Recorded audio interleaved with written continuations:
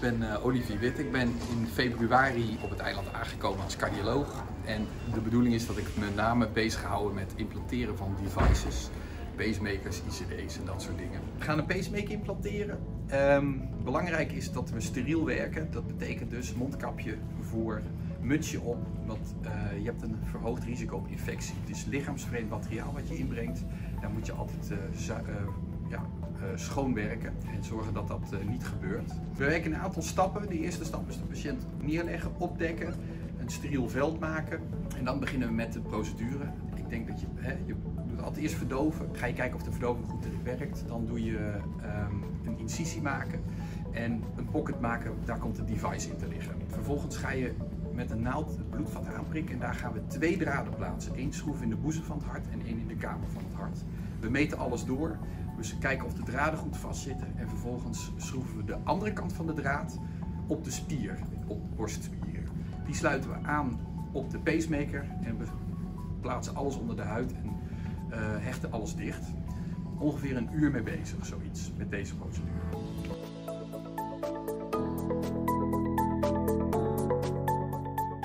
Nou, we gaan nu dus die pocket maken. Dus we gaan op zoek naar de spier, naar de fascie die op de spier loopt. Dus een elektrisch mes, dat schroeit gelijk alles dicht. Wat zeg je? Lower rate. Hij heeft gewoon sinusritme. Dus zet die lower rate maar laag. Ja. En verder gewoon DDD. 50. Ja, helemaal top. 50 van het kind. Dankjewel. Mag ik van jou een rechte stylen? Deze mag je eruit trekken. Ja. Even nat maken met water. Oké, ik sluit de boezem aan.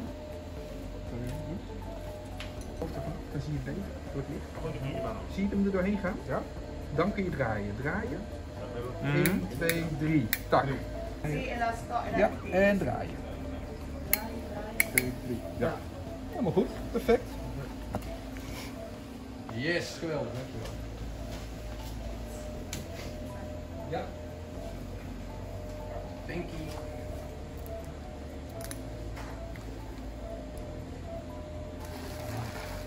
Dag meneer.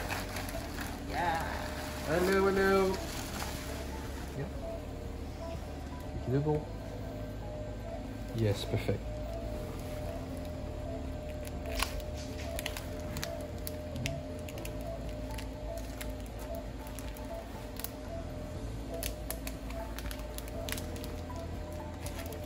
Nou, zoals je hebt kunnen zien is het helemaal goed gegaan. De pacemaker zit erin, we hebben hele mooie meetwaarden, we hebben netjes kunnen werken. Het was even spannend, want de patiënt had even geen hartslag, maar dat konden we allemaal goed opvangen. Ik ben eigenlijk heel tevreden. Meneer blijft een nachtje slapen, dat is standaard. Morgen maken we een röntgenfoto om te zien of alle draden op zijn plek zitten. En we zullen morgen ook het apparaatje doormeten of alle meetwaarden goed zijn. Dus het pacemakertje. En dan kan hij morgen lekker naar huis. Dus helemaal top. Universal Medical Center.